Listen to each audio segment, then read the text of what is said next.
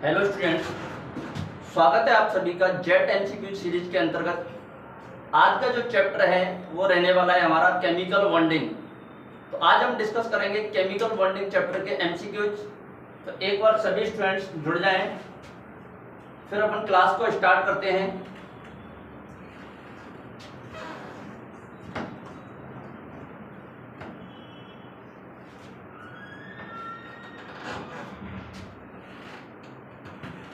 सभी स्टूडेंट्स जल्दी से जल्दी जुड़ें।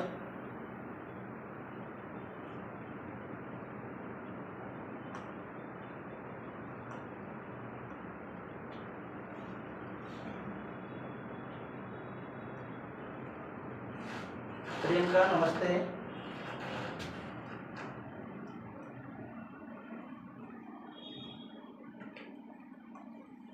चलिए अपन क्लास को स्टार्ट करते हैं। जितने स्टूडेंट आगे बहुत हैं। तो आज का आपका पहला प्रश्न है H2O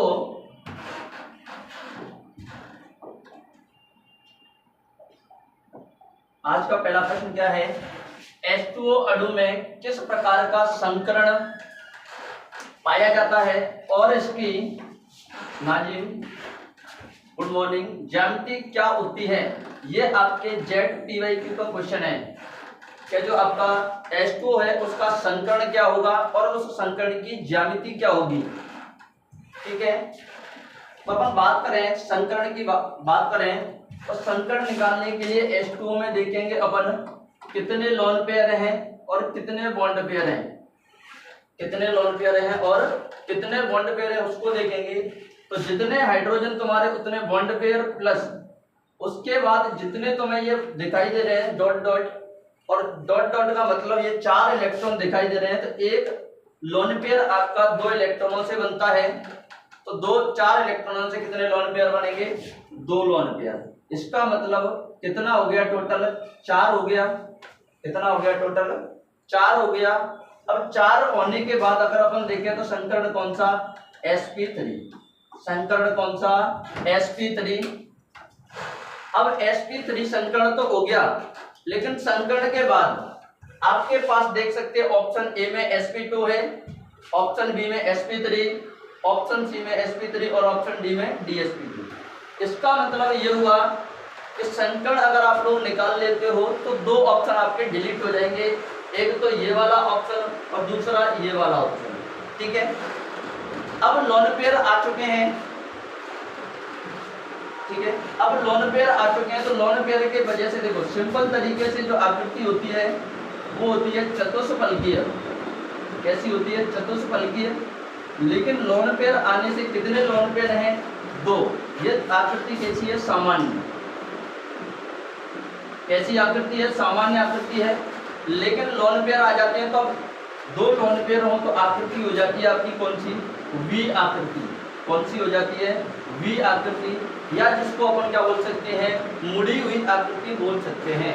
तो आंसर क्या हो जाएगा? आंसर हो जाएगा आपका ऑप्शन नंबर 2। क्या हो जाएगा? ऑप्शन नंबर 2 हो जाएगा। नेक्स्ट अपन बात करें नेक्स्ट क्वेश्चन की। तो नेक्स्ट क्वेश्चन है आपका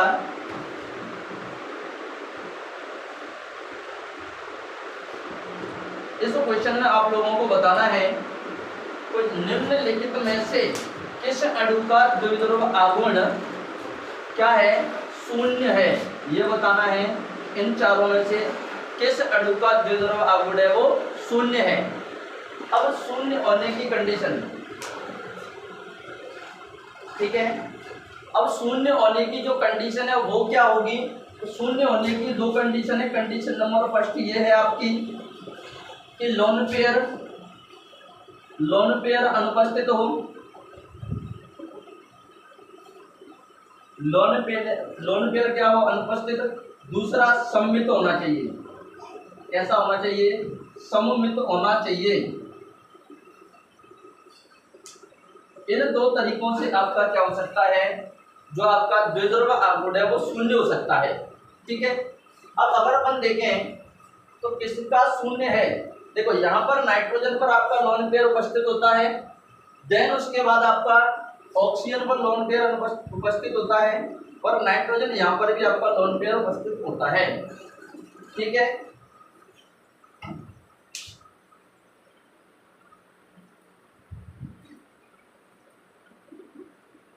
देन उसके बाद क्या करना है, अब ये लोन पेयर उपस्थित है, इसका मतलब ये भी शून्य नहीं है, शून्य नहीं, और ये भी आपका क्या शून्य नहीं, और ये भी क्या है आपका, ये भी शून्य नहीं है, ये भी शून्य नहीं है। लेकिन जो अपन बात करें BF3 की, तो BF3 में शून्य होता है, और शून्य होने का कारण क्या है सर, शून्य होने का कारण ये है कि यहाँ पर आपका लोन पेयर नहीं है, और लोन पेयर नहीं है तो ये क्या हो जाएगा, सम्मित हो जाएगा, और सम्मित होने से इसका क्या हो जाएगा, द्विध्रुव आघूर्ण शून्य हो जाएगा। ठीक है, तो आंसर क्या हो जाएगा आप लोगों का, ऑप्शन नंबर 3। ठीक है, ये आपका क्वेश्चन नंबर 2 है। जितने भी बच्चे जुड़े हुए हैं वो आंसर दें कमेंट बॉक्स के अंदर। नेक्स्ट क्वेश्चन ये है आपका,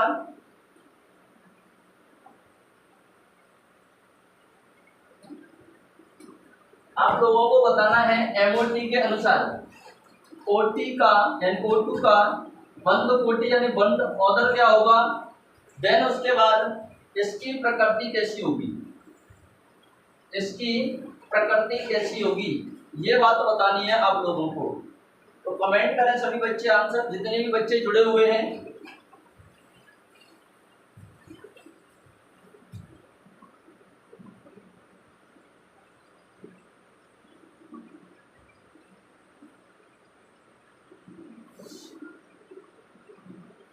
जितने बच्चे जुड़े हुए हैं कमेंट करें आंसर।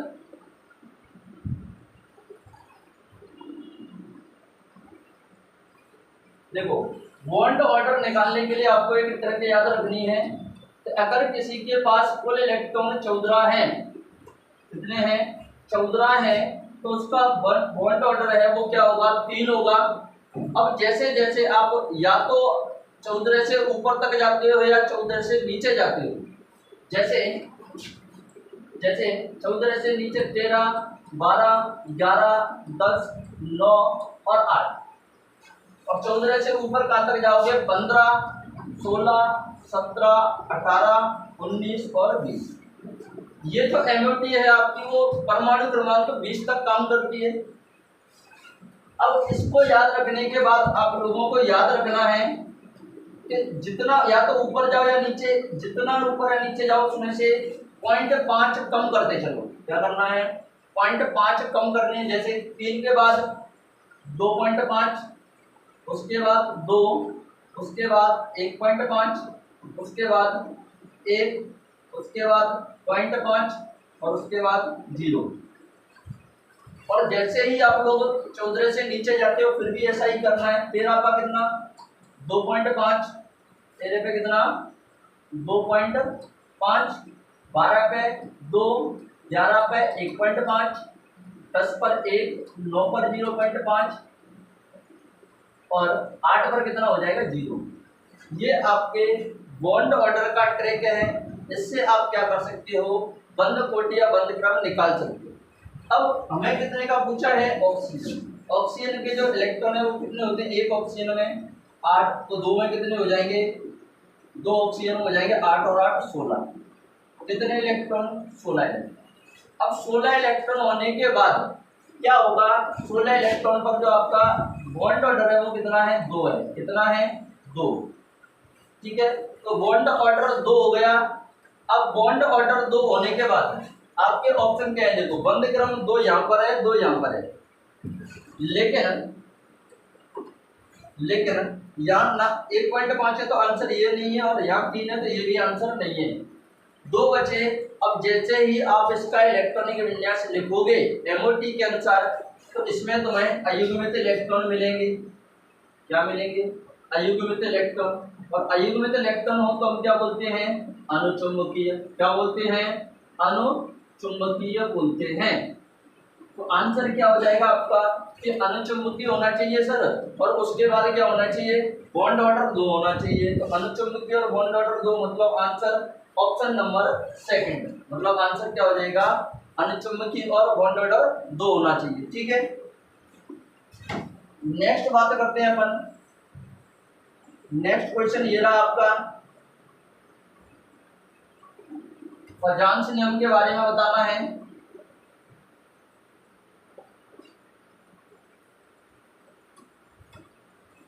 निम्न में से किसमें अधिकतम सहसंयोजक लक्षण, इन चारों में से ये बताना है किसमें अधिकतम सहसंयोजक लक्षण होते हैं। ठीक है, अब अधिकतम सहसंयोजक लक्षण किसके आधार पर, तो पजांस नियम के आधार पर, पजांस का जो नियम है उसके आधार पर बताना है कि किसमें अधिकतम सहसंयोजक लक्षण होते हैं। ठीक है, बताओ। जितने बच्चे जुड़े हुए हैं वो कमेंट बॉक्स के अंदर अपने कमेंट जरूर करें।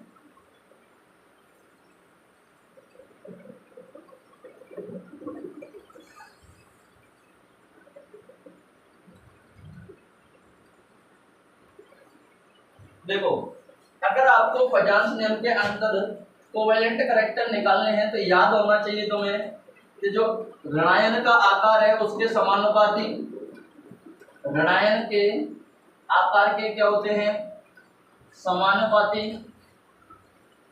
और धनायन के आकार के व्युत्क्रमानुपाती। धनायन के आकार के व्युत्क्रमानुपाती। अब अपन बात करें किसकी, कि यहाँ पर जो तत्व देखो, ऋणायन तो आपका समान है, Cl तो क्या है सभी में समान है, लेकिन जो आपका धनायन है वो क्या है, अलग अलग है। अब धनायनों को अपन लिखें तो क्या लिखेंगे, Li, और इसके बाद Na, और यहाँ आता है Be और यहाँ आता है M। अधिकतम आपके सहसंयोजक लक्षण होने चाहिए, इसका मतलब आपके जो धनायन है उसका आकार छोटा होना चाहिए। क्या होना चाहिए, छोटा होना चाहिए।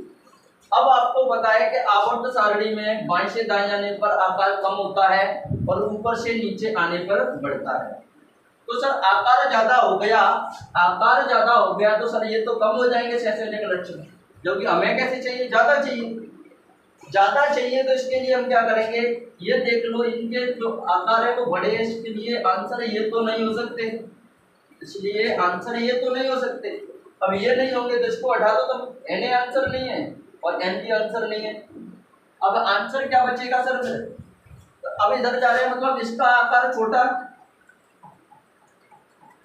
छोटा आकार, और छोटा आकार मतलब आकार कम, तो जो कोवेलेंट करैक्टर यानी आपके सहसंयोजक लक्षण है वो क्या हो जाएंगे, ज्यादा हो जाएंगे। तो आंसर क्या हो जाएगा आपका, आंसर हो जाएगा BeCl। क्या हो जाएगा, BeCl। ठीक है, इस तरीके से आप लोगों को क्वेश्चन अप्रोच करनी है। नेक्स्ट क्वेश्चन की बात करते हैं, क्वेश्चन नंबर 5। क्वेश्चन नंबर 5 क्या है, ये रहा आपके सामने।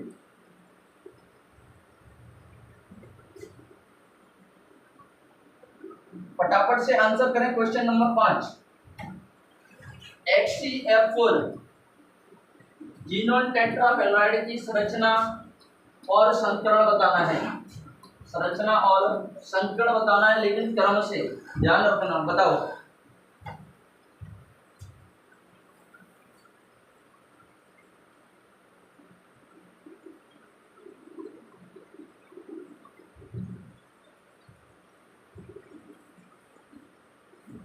देखो अगर अपन संकरण देखें जीनोन टेट्राफ्लोराइड के अंदर, तो जीनोन के अंतिम कोश में इलेक्ट्रॉन होते हैं 8। अंतिम इलेक्ट्रॉन होते हैं, अंतिम कोश में इलेक्ट्रॉन होते हैं आपके 8। अब 8 इलेक्ट्रॉन होते हैं तो 4 इलेक्ट्रॉन तो फ्लोरीन के साथ साझेदारी करते हैं, लेकिन बचे कितने सर, यहाँ पर 4 बचे। अब 4 इलेक्ट्रॉन का मतलब 2 लोन पेयर, 4 इलेक्ट्रॉन का मतलब 2 लोन पेयर। अब 2 लोन पेयर और 4 बॉन्ड पेयर, टोटल कितने हो गए आपके 6। अब 6 होने का मतलब तो ये हुआ कि 6 कक्षक होने चाहिए। तो S 1 होता है, P 3 होते हैं, उसके बाद यूज करेंगे D, उसके बाद क्या यूज करेंगे, D यूज करेंगे, और इसका मतलब संकरण क्या हुआ, sp3d। अब sp3d2 संकरण होते ही आपके देखो ये वाला ऑप्शन कट हो गया और ये वाला ऑप्शन कट हो गया। ठीक है, अब ये कट होने के बाद बचा कितना, कि आपके पास एक तो B बचा है और एक C बचा है।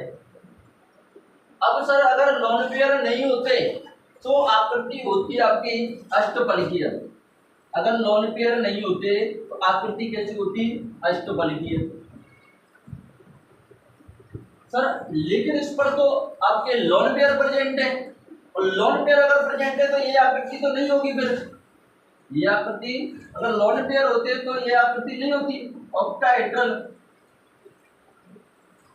ऑक्टाहेड्रल नहीं होगी, मतलब अष्टफलकीय नहीं होगी। तो इसका मतलब सर आंसर ये भी नहीं है। तो बचा कौन सा आपका? ऑप्शन नंबर सेकंड ही बचा, और आकृति कैसी है? वर्ग समतुल्य। तो आंसर क्या हो जाएगा? ऑप्शन नंबर बी, गुलाम बिल्कुल सही आंसर है आपका। ठीक है, नेक्स्ट बात करते हैं आपके अगले क्वेश्चन की। क्वेश्चन नंबर 6,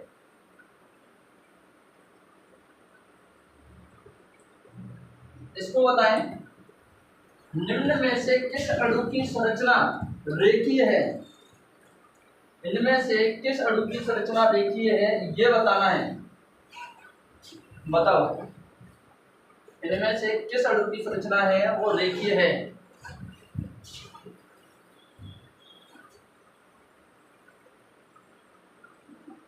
देखो, अगर रेखीय संरचना है इसका मतलब विदाउट लोन पेयर संकर्ण होना चाहिए sp,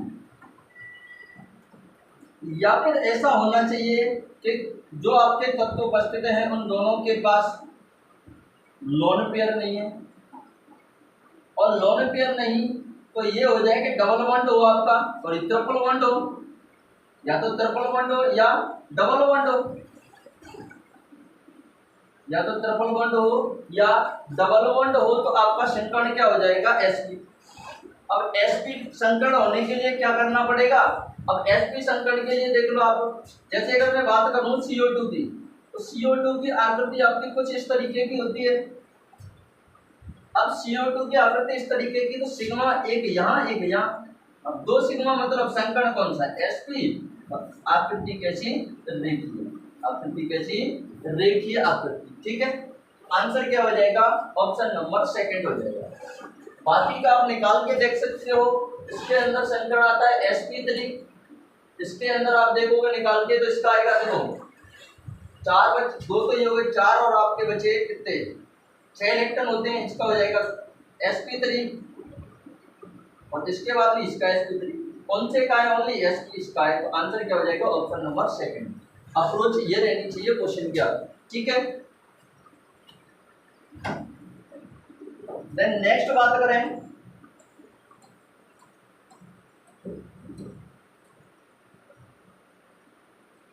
इतना सा क्वेश्चन है ये, तो इतना सा क्वेश्चन है ये, तो BF3 का संकर्ण बताना है। अणु में बोरॉन परमाणु का संकर्ण क्या है? बोरॉन परमाणु का संकर्ण बताना है। इतना सा क्वेश्चन है बच्चों, बताओ। आज बच्चे कम कैसे दिखाई दे रहे हैं क्लास के अंदर?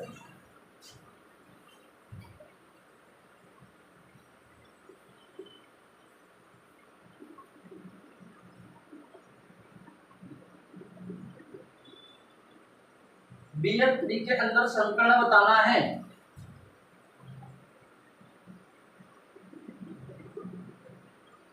देखो, अब BF3 के अंदर अगर संकर्ण निकालना है तो ये देख लो, जो बोरोन है आपका इलेक्ट्रॉनिक विन्यास होता है 2 और 3। क्या होता है? 2 और 3 होता है। अब 2 और 3 तो लास्ट में कितने इलेक्ट्रॉन? 3 इसके साथ ऐड हो गए। इसका मतलब कितने कक्षक चाहिए? 3। 3 कक्षक का मतलब sp2। 3 कक्षक का मतलब क्या? sp2। ठीक है, अब देख लो sp2 संकर्ण कहाँ है आपका? Option number second. Option number second के अंदर आंसर है आप लोगों का। ठीक है, नेक्स्ट क्वेश्चन की बात करें,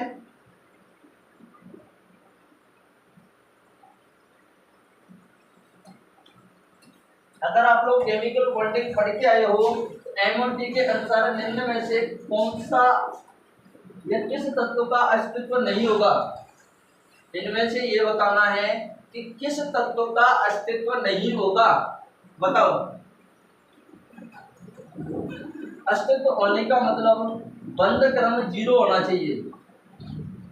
अस्तित्व होने का मतलब बंध क्रम 0 होना चाहिए। अब 0 बंध क्रम किस किस का होता है? तो कुल इलेक्ट्रॉन अगर 4 हैं या 8 हैं या 20 हैं तो आपका जो बंध क्रम है वो 0 होता है। ये क्या है? कुल इलेक्ट्रॉन। कुल इलेक्ट्रॉन अगर आपके 4, 8 और 20 है तो जो आपका बंध क्रम होगा वो क्या होगा? 0 होगा। ठीक है सर। अब 0 होगा। अब देखें जैसे कुल इलेक्ट्रॉन बॉन्ड ऑर्डर क्या हो जाएगा इनका? 0। चलो अब अगर बात करें H2 की, देखो H2 के अंदर 2 इलेक्ट्रॉन हैं आपके। ए वाले बच्चे जितने भी हैं वो गलत है अभी तक। हीलियम का आपका देखो एक हीलियम के अंदर 2 इलेक्ट्रॉन, तो 2 हीलियम के अंदर कितने? 4। लिथियम के अंदर 6 इलेक्ट्रॉन, बोरोन के अंदर 10 इलेक्ट्रॉन। अब इनमें से देख लो बच्चों कौन सा मैच कर रहा है आपका? 4 इलेक्ट्रॉन। कौन सा? 4 इलेक्ट्रॉन। तो आंसर क्या हो जाएगा? Option number second. आंसर क्या हो जाएगा? Option number second.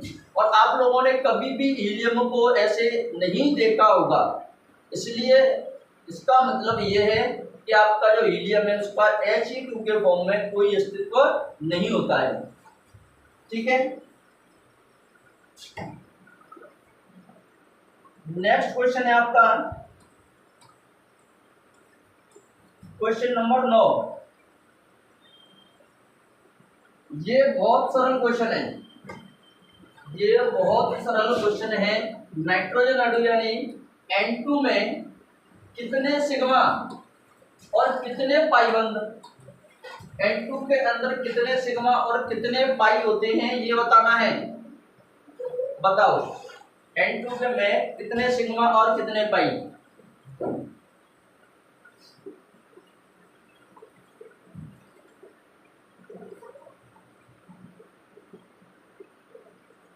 देखो अब सिग्मा और पाई निकालना है तो ध्यान रखो जो आपके ट्रिपल बॉन्ड होता है उसमें 1 सिग्मा और 2 पाई।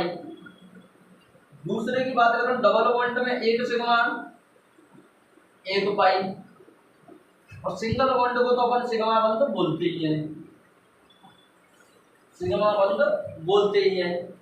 पूछ क्या रहा है? N2 क्या होती है? Nitrogen triple bond nitrogen. अब देख सकते हैं नाइट्रोजन के बीच में ट्रिपल बॉन्ड होता है। और ट्रिपल बॉन्ड के अंदर आपकी कंडीशन क्या है? कंडीशन ये है कितने होने चाहिए? 1 सिग्मा 2 पाई। कितने होने चाहिए? 1 सिग्मा और 2 पाई। तो ये देख सकते हैं 1 सिग्मा 1 पाई गलत, 2 सिग्मा 1 पाई गलत, 1 सिग्मा 2 पाई बिल्कुल सही है, और यहाँ 3 सिग्मा 0 पाई ये गलत है। तो आंसर क्या हो जाएगा आप लोगों का? आंसर हो जाएगा ऑप्शन नंबर 3। ठीक है। नेक्स्ट बात करते हैं। नेक्स्ट बात ये लो क्वेश्चन नंबर 10।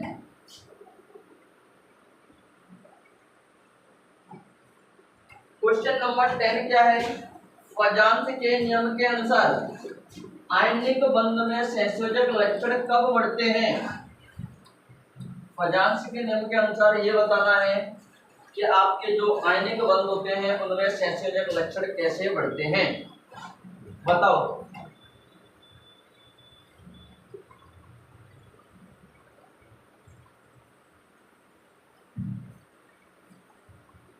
आयनिक यौगिकों में संयोजक लक्षण किस प्रकार आते हैं? तो देखो अगर संयोजक लक्षण लाने हैं तो ऋणायन का आकार बड़ा होना चाहिए। ऋणायन का आकार बड़ा होना चाहिए बटे धनायन का आकार क्या होना चाहिए? छोटा।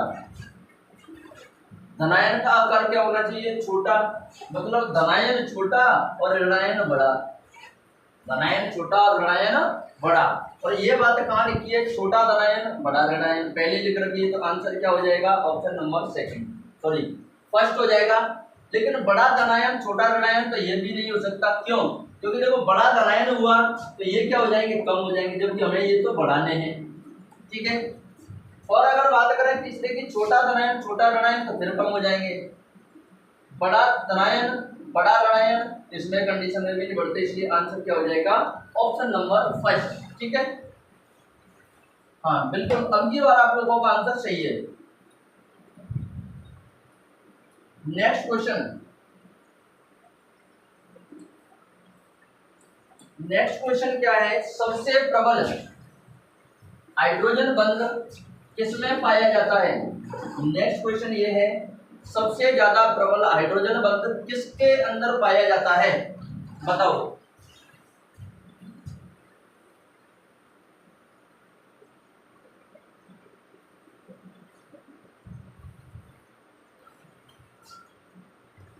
अगर प्रबल बंध देखना है तो विद्युत ऋणता में अंतर देख लो। प्रबल हाइड्रोजन बंध देखना है तो विद्युत ऋणता में अंतर, विद्युत ऋणता में अंतर, और अंतर भी अधिक होना चाहिए। कैसा होना चाहिए? अधिक होना चाहिए। ठीक है, अब अधिक अंतर होना चाहिए तो अब देख लो कहां पर मिलेगा? ऑक्सीजन और हाइड्रोजन, नाइट्रोजन और हाइड्रोजन, क्लोरीन और हाइड्रोजन, और ऑक्सीजन हाइड्रोजन नाइट्रोजन। देखो सबसे ज्यादा जो विद्युत ऋणता होती है वो होती है आपकी फ्लोरीन की। किसकी? फ्लोरीन की सबसे ज्यादा विद्युत ऋणता, इलेक्ट्रोनेगेटिविटी किसकी होती है? सबसे ज्यादा फ्लोरीन की होती है। तो फ्लोरीन की विद्युत ऋणता सबसे ज्यादा है, तो अंतर हाइड्रोजन और फ्लोरीन में सबसे ज्यादा हो गया, और अगर अंतर ज्यादा हो गया तो बंध कैसा हो जाएगा? प्रबल हो जाएगा। ठीक है, प्रबल बंध कहाँ मिलेगा? फ्लोरीन और हाइड्रोजन के बीच में। कहाँ मिलेगा? फ्लोरीन और हाइड्रोजन के बीच में। ठीक है, नेक्स्ट क्वेश्चन की बात कर लेते हैं। छोटा सा क्वेश्चन है,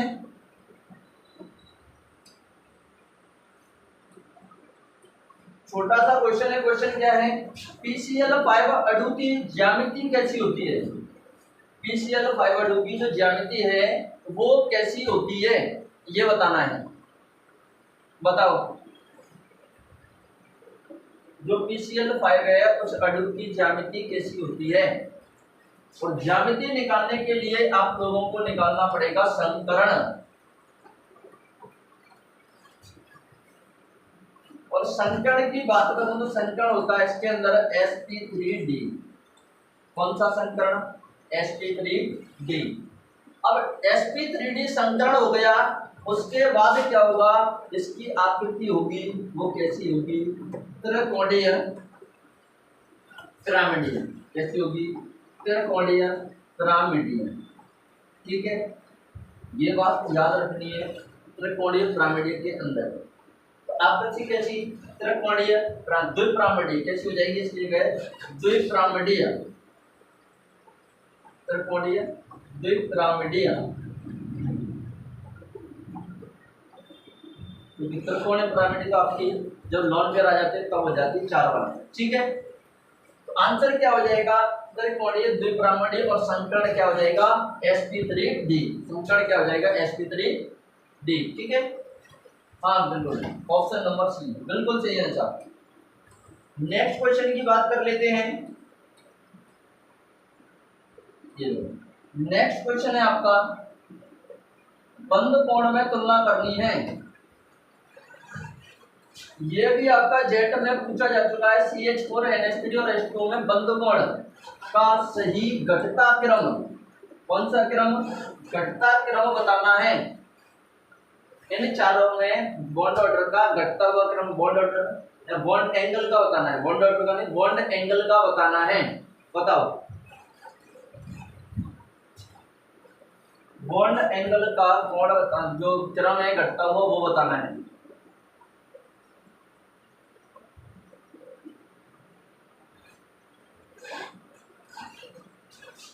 देखो, इस क्वेश्चन की जो अप्रोच लगानी है, सबसे पहले तो आप संकरण देखोगे तो इसके अंदर भी संकरण sp3 होता है, इसमें भी संकरण sp3, और इसमें भी संकरण sp3 होता है। अब संकरण sp3 है तो संकरण के आधार पर तो तुलना नहीं कर सकते, संकरण के आधार पर तो अपन तुलना नहीं कर सकते। लेकिन अगर ये देखें तो CH4 में लोन पेयरों की संख्या कितनी है? 0। CH4 में लोन पेयरों की संख्या कितनी है? 0। और अगर बात करें NH3 के अंतर्गत, NH3 में जो लोन पेयर हैं वो कितने हैं? 1। देन उसके बाद H2O में लोन पेयरों की संख्या की बात करें तो कितने होते हैं? 2। कितने होते हैं? 2 होते हैं लोन पेयर। अब 2 लोन पेयर होते हैं तो जितने ज्यादा लोन पेयर उतना ही बंद कोण कम, यानी लोन पेयर युद्ध कर्मानुपाती होते हैं आपके बंद कोण के। इस बात को ध्यान रखें।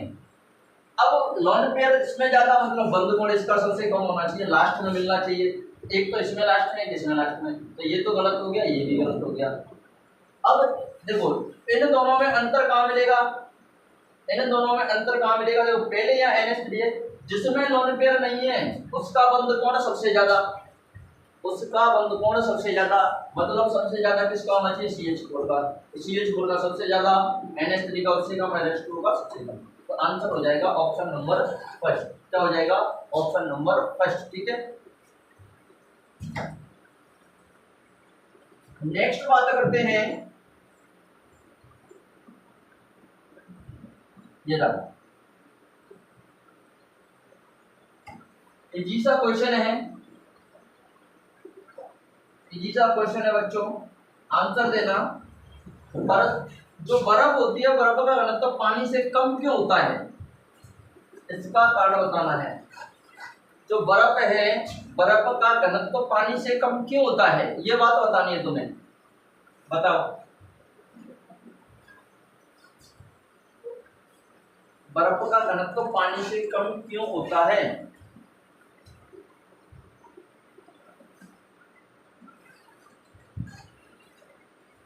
जितने बच्चे जुड़े हैं वो आंसर देते रहें फटाफट और देखते रहें। पहला कारण है सेसोजक बंध के कारण। भाई साहब बर्फ जो बनी होगी वो पानी से बनी होगी, और पानी मतलब हाइड्रोजन और ऑक्सीजन, इसका मतलब ये हुआ यहाँ पर जो लपड़ा है वो किसका है? हाइड्रोजन का। किसका है? हाइड्रोजन का। यहाँ पर क्या होता है? हाइड्रोजन बंध प्रोजेक्ट होता है। जो लपड़ा है वो किसका है बच्चों? लपड़ा हाइड्रोजन का है।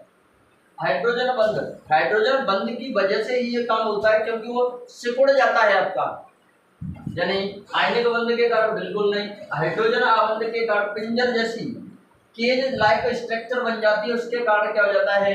घनत्व कम हो जाता है। और आप लोगों ने देखा भी होगा कि बर्फ पानी के ऊपर तैरने लगती है, इसका मतलब बर्फ का घनत्व कम और पानी का घनत्व ज्यादा होता है। ठीक है, तो आंसर क्या हो जाएगा? ऑप्शन नंबर थर्ड, बिल्कुल निशान सही है। क्वेश्चन नंबर 15,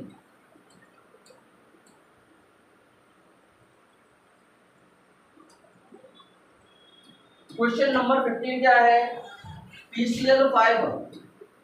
PCl5 अणु में अक्षीय और निरक्षीय बंधों की लंबाई के बारे में क्या सत्य है? ये जेट में पूछा हुआ क्वेश्चन है बच्चों, जेट के अंदर पूछा हुआ क्वेश्चन है कि जो PCl5 होती है उस पर अक्षीय और निरक्षीय बंधों में क्या विशेषता होती है या क्या अंतर होता है?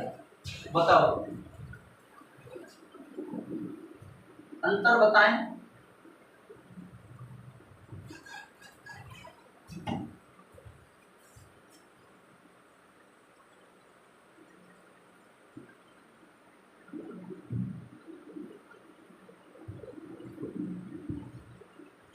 देखो पहला ऑप्शन है आपका सभी 5 बंधों की लंबाई समान होती है, बिल्कुल समान नहीं होती है।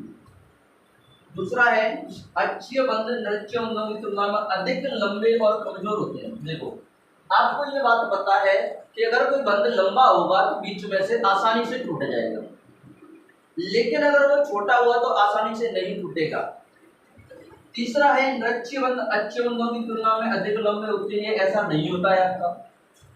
और अक्षीय बंध अधिक मजबूत होते हैं, ये भी नहीं होता है। तो आंसर क्या हो जाएगा? ऑप्शन नंबर सेकंड, यानी अक्षीय बंध आपके निरक्षीय बंधों की तुलना में लंबे होते हैं, जिसकी वजह से क्या होते हैं? कमजोर होते हैं। तो आंसर क्या हो जाएगा? Option number second. ठीक है, नेक्स्ट क्वेश्चन की बात करते हैं। नेक्स्ट क्वेश्चन ये रहा, क्वेश्चन नंबर 16। फटाफट से आंसर दे दें। छोटा सा क्वेश्चन है तुम्हारे लेवल से। SF6 अणु में सल्फर परमाणु का संकरण बताना है और ऑप्शन आपके सामने sp3d, sp3d2, sp3d3 और dsp2 है। अब बताओ क्या होना चाहिए आंसर। रोशनी, निशा, बाकी के तो आंसर दे ही नहीं रहे, आप ही बता दो क्या होना चाहिए। देखो अगर बात करें SF6 में संकरण की बात करें तो इसके लास्ट में कितने इलेक्ट्रॉन, लास्ट में 6 इलेक्ट्रॉन, और ये कितने फ्लोरीन 6 के 6 इसके साथ जुड़ जाएंगे। 6 के 6 जुड़ने का मतलब 6 कक्षक होने चाहिए। कितने कक्षक 6, sp3d2, 1 3 4 4 और 2 6, संकरण कौन सा, sp3d2। आंसर क्या हो जाएगा, ऑप्शन नंबर सेकंड हो जाएगा। क्या हो जाएगा, ऑप्शन नंबर सेकंड हो जाएगा। बिल्कुल गलत है आपका आंसर। रोशनी आंसर गलत है, आपने ए दिया है फिर सी दिया है, जबकि आंसर है आपका बी, sp3d2। ठीक है, नेक्स्ट बात कर लेते हैं क्वेश्चन नंबर 17।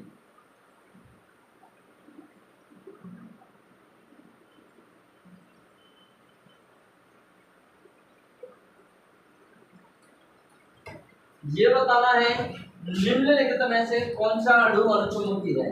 ये तो मैंने तुम्हें अभी करवाया है, अनुचुंबकीय प्रकृति का है। अभी पहले वाले क्वेश्चनों में करवाया था मैंने तुम्हें कि इनमें से कौन सा अणु आपका अनुचुंबकीय है। ऑप्शन आपके सामने लिखे हुए, बताओ। बिल्कुल, ऑक्सीजन मैंने तुम्हें अभी करवाई है। ऑक्सीजन के अंदर तुम्हारे अयुग्मित इलेक्ट्रॉन उपस्थित होते हैं, जबकि इनके अंदर नहीं होते। तो आंसर क्या हो जाएगा, ऑप्शन नंबर सेकंड हो जाएगा। ये तो डायरेक्ट करने वाला क्वेश्चन था। नेक्स्ट बात करते हैं, नेक्स्ट क्वेश्चन क्या है, क्वेश्चन नंबर 18।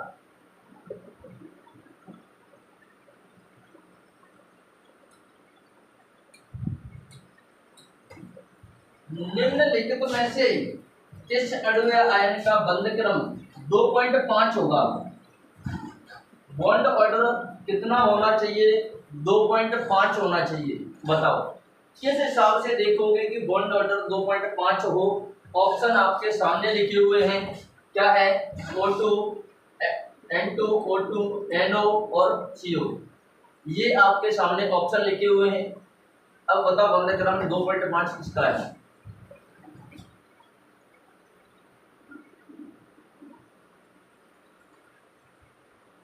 देखो दो कंडीशन में आपका बॉन्ड ऑर्डर 2.5 हो सकता है, या तो 13 इलेक्ट्रॉन हो या फिर 15, सॉरी हाँ, या तो 13 इलेक्ट्रॉन हो या फिर 15 इलेक्ट्रॉन हो। इन कंडीशन के अंदर जो बॉन्ड ऑर्डर है वो 2.5 होगा। नाइट्रोजन में कितने, 14, ऑक्सीजन में कितने, 16। नाइट्रोजन मतलब 7, ऑक्सीजन 8, 7 और 8 15, ये कितना, कार्बन 6, ऑक्सीजन 8, टोटल कितना, 14।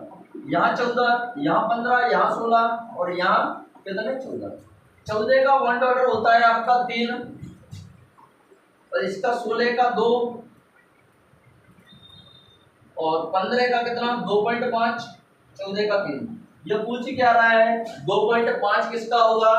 2.5 का आंसर ये रहा, 2.5 का आंसर ये रहा। आंसर हो जाएगा ऑप्शन नंबर सी। क्या हो जाएगा, ऑप्शन नंबर सी हो जाएगा आंसर। ठीक है,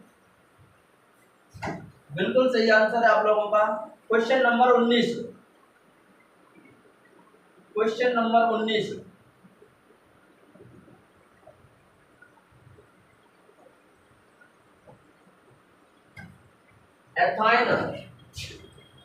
एथाइन C2H2 अणु में कार्बन परमाणुओं के बीच किस प्रकार का संकरण है। एथाइन में संकरण बताना है बच्चों, किस प्रकार का संकरण प्रेजेंट है। हाँ सी राइट है ना जी।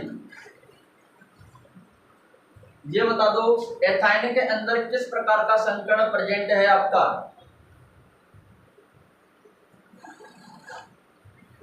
देखो नाम से ही पता चल रहा है एथाइन मतलब एल्काइन है, और अगर एल्काइन है तो अपन क्या समझते हैं कि ट्रिपल बॉन्ड होगा, और ट्रिपल बॉन्ड होते ही संकरण क्या आ जाएगा। देखो अगर इसकी संरचना बनाए तो कुछ इस तरीके से बनेगी, और पूछ किसका संकरण रहा है, कार्बन का। एक सिग्मा ये और एक सिग्मा यहाँ sp इस वाले का भी, एक सिग्मा ये और एक सिग्मा ये इसका भी sp, मतलब संकरण कौन सा हुआ बच्चों, sp संकरण। कौन सा संकरण हुआ, sp संकरण हुआ। सर आंसर कहाँ है, ढूंढ लो। ऑप्शन ए गलत, ऑप्शन बी गलत, option number third C is correct answer. ठीक है, नेक्स्ट क्वेश्चन।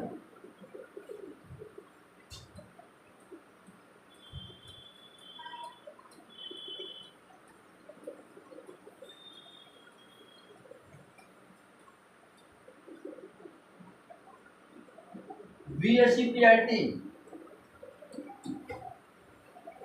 किसी तत्व की संयोजकता वैलेंसी कोश में इलेक्ट्रॉनों के युग्मों के बीच प्रतिकर्षण का सही क्रम, और ये भी बता दिया है किसके अकॉर्डिंग, VSEPR, इसकी जगह टी लिख दो, VSEPRT के अकॉर्डिंग किस कौन सा आंसर सही है, कौन सा आंसर सही है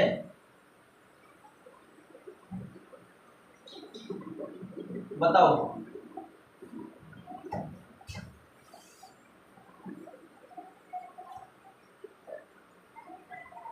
कौन सा आंसर सही होना चाहिए, तो ध्यान रखना बच्चों। तो लोन पेयर होता है, उसमें सबसे ज्यादा प्रतिकर्षण, और उसके बाद जो प्रतिकर्षण होता है लोन पेयर बॉन्ड पेयर में, और सबसे कम प्रतिकर्षण होता है आपका बॉन्ड पेयर में। इस बात को ध्यान रखें। ये है तुम्हारे प्रतिकर्षण का क्रम। क्या है, प्रतिकर्षण का क्रम है। अब देख लें आपका ऑप्शन कहां पर मैच कर रहा है, अब देख लें ऑप्शन कहां पर मैच कर रहा है। तो देखो loan pair bond pair, bond pair bond pair. ये देखो लोन पेयर बॉन्ड पेयर और बॉन्ड पेयर। ठीक है, तो आंसर क्या हो जाएगा, ऑप्शन नंबर फर्स्ट, और कहीं भटकने की जरूरत नहीं है। ठीक है, नेक्स्ट बात करते हैं अपन क्वेश्चन नंबर 21। क्वेश्चन नंबर 21,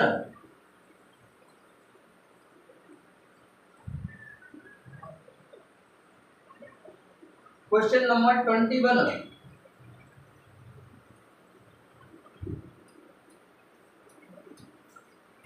हाँ लोन पेयर बॉन्ड पेयर और बॉन्ड पेयर। ClF3 अणु की आकृति बतानी है, ClF3 अणु की आकृति बतानी है आप लोगों को। तो एक बार बता दें आकृति कैसी होगी।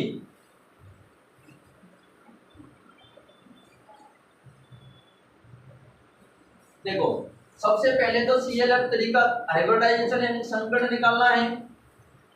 इसके लास्ट में कितने इलेक्ट्रॉन, 7 इलेक्ट्रॉन। लास्ट में कितने, 7 इलेक्ट्रॉन। अब 7 में से 3 इलेक्ट्रॉन ने साझेदारी कर ली, मतलब बचे कितने, 4 इलेक्ट्रॉन। और 4 इलेक्ट्रॉन का मतलब 2 लोन पेयर। तो कितना, 2 + 3, 2 + 3 यानी संकरण कौन सा, sp3। और अगर sp3d संकरण के अंदर आपके अगर 2 लोन पेयर आ जाए, मतलब इस तरीके से अगर संरचना बनाए अपन ClF3 की, इस तरीके से बनेगी, और ये आपके 2 लोन पेयर हो जाएंगे। तो आप देख सकते हैं कि आपको जो फ्लोरीन दिखाई देंगे वो इस तरीके से दिखाई देंगे, और जो आकृति दिखाई दे रही होगी बच्चों, वो आकृति दिखाई दे रही होगी टी के समान। ये आपको टी के समान आकृति दिखाई दे रही है। तो आंसर क्या हो जाएगा, टी आकृति। आंसर क्या हो जाएगा, टी आकृति। ठीक है, बिल्कुल। नेक्स्ट क्वेश्चन की बात करते हैं, क्वेश्चन नंबर 22। क्वेश्चन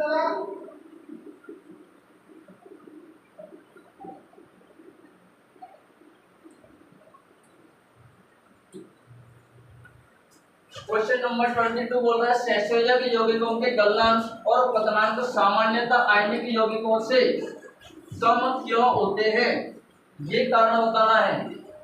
दो तरीके के यौगिक पढ़े आपने, सहसंयोजक यौगिक और आयनिक यौगिक।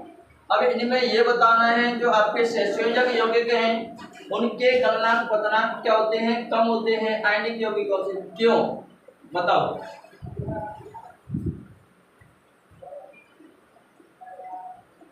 तो ऑप्शन फर्स्ट है बच्चों आपके पास, सहसंयोजक बंध कमजोर होते हैं, इनके अणुओं के बीच अंतर आणविक बल कमजोर होते हैं, इनमें आयन नहीं होते या ये अध्रुवीय होते हैं। तो देखो जिनके अणुओं के बीच, सहसंयोजक यौगिकों के अणुओं के बीच जो बंध होते हैं, आपस में बंधे हुए होते हैं, वो कैसे होते हैं, कमजोर होते हैं। मतलब थोड़ा सा गर्म है, ठंडा करने पर आसानी से टूट जाते हैं। तो आंसर क्या हो जाएगा, आंसर हो जाएगा B is correct answer. Answer क्या हो जाएगा, बी इज करेक्ट आंसर। ठीक है, next question, question number 23। Question number 23,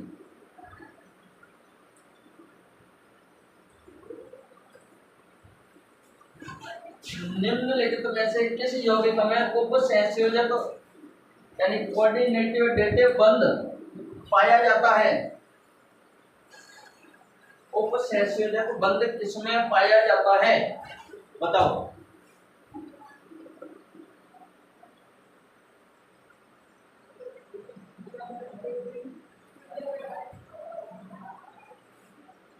देखो एक ऐसा एग्जांपल बता रहा हूं तुम्हें, NH4Cl, NH4Cl, इसमें तुम्हारा आयनिक बंध भी मिलेगा, आयनिक बंध और सहसंयोजक बंध, सहसंयोजक बंध व उपसहसंयोजक, उपसहसंयोजक बंध, तीनों उपस्थित होते हैं, तीनों उपस्थित। NH4Cl ऐसा है जिसमें तुम्हारे तीनों बंध प्रेजेंट होते हैं। होते कैसे हैं सर, तो ये लो, ये इस पर प्लस इस पर माइनस, ये तुम्हारे हाइड्रोजन बंध, और ये लो ये हाइड्रोजन, ये हाइड्रोजन, ये हाइड्रोजन, इसकी बात कर रहा हूं फिलहाल में अभी। तो अगर ये देखें तो तुम्हारा आयनिक बंध हो गया, ये देखें तो तुम्हारा कौन सा बंध हो गया, सहसंयोजक, कौन सा हो गया, सहसंयोजक, और ये देखें तो कौन सा हो गया, उपसहसंयोजक। लेकिन बच्चों क्वेश्चन ये नहीं है कि NH4Cl में कौन सा है। तो NH4Cl की बात करें तो NH4Cl में से Cl को बाहर कर दो, मतलब माइनस बाहर कर दिया, ये क्या बचा, NH4 प्लस, क्या बचा, NH4 प्लस बचा। और इसमें भी कौन सा बंध उपस्थित होगा, उपसहसंयोजक बंध उपस्थित होगा। तो आंसर क्या हो जाएगा, ऑप्शन नंबर 7। आंसर क्या हो जाएगा, ऑप्शन नंबर 2। ठीक है, नेक्स्ट क्वेश्चन है आप लोगों का, question number 24।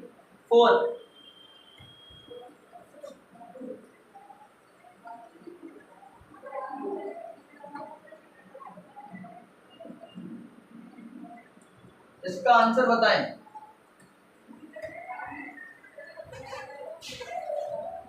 O2 plus O2 minus की बंध लंबाई का सही बढ़ता क्रम, बंध लंबाई का सही बढ़ता क्रम बताना है, बताओ।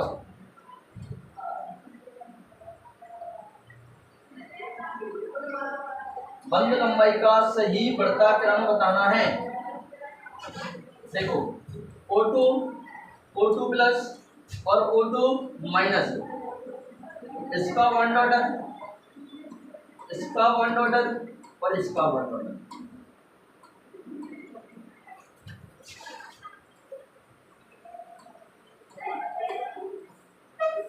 अगर तीनों के बॉन्ड ऑर्डर की बात करें तो ऑक्सीजन में कितने 16 इलेक्ट्रॉन, यहाँ पर कितने 15, यहाँ पर कितने 17।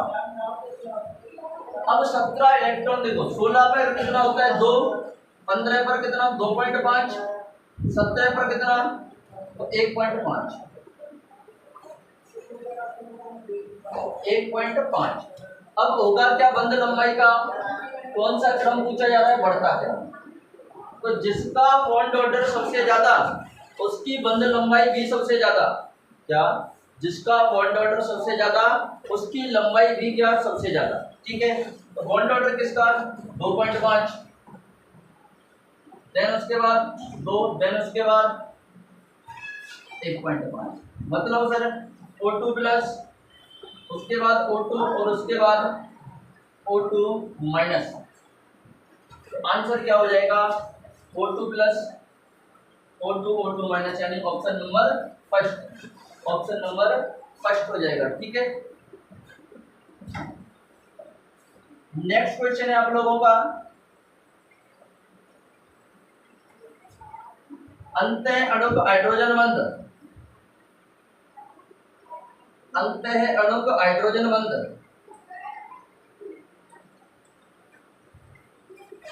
अंत अणुक हाइड्रोजन बंध है इंट्रामॉलिक्यूलर हाइड्रोजन बॉन्डिंग किसमें पाया जाता है,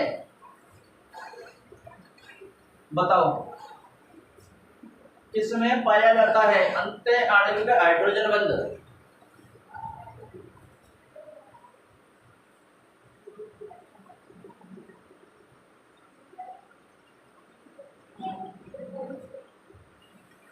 बताओ, तो देखो जो H बॉन्ड है वो आपके दो तरीके के होते हैं,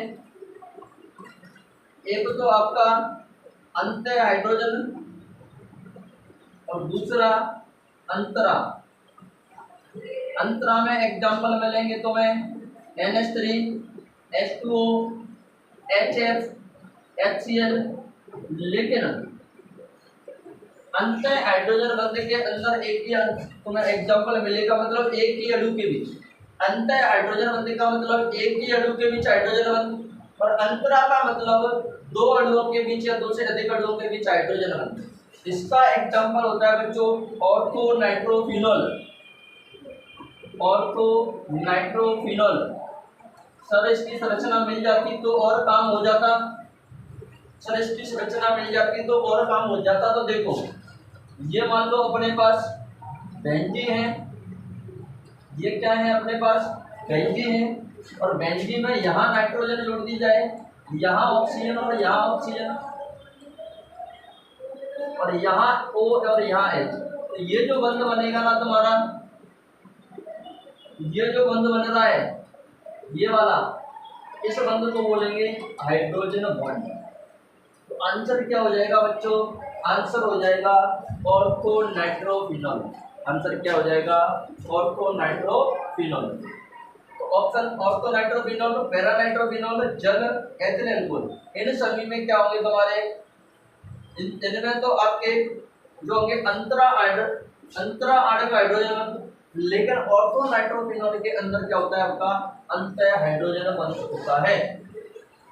ठीक है, तो ये था हमारी आज की क्लास का लास्ट क्वेश्चन। यहाँ पर आज की क्लास आपकी समाप्त होती है। मिलते हैं नेक्स्ट क्लास में नेक्स्ट टॉपिक के साथ। तब तक के लिए बनी रहिए और पढ़ाई को जारी बनाए रखिए, क्योंकि आपका एग्जाम नजदीक है। Thank you.